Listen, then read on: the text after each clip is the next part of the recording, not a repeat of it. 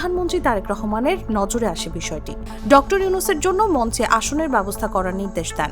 জুলাই গণ অভ্যুত্থান স্মৃতি জাদুঘর উদ্বোধনের মূল আনুষ্ঠানিকতা তখনও পুরোপুরি শুরু হয়নি।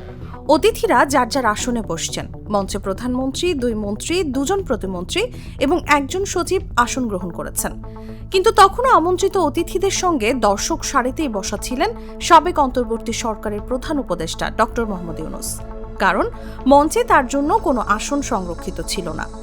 এক পর্যায়ে অনুষ্ঠানের প্রধান অতিথি খোদ প্রধানমন্ত্রী তারেক রহমানের নজরে আসে বিষয়টি।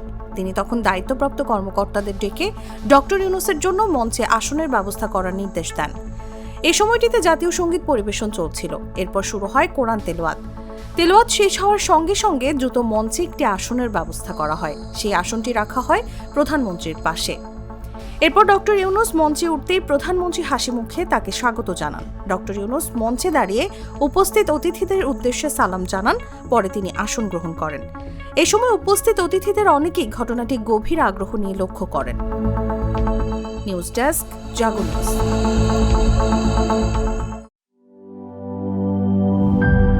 Rich cream or smooth chocolate Morano. Divino. Luxury in taste.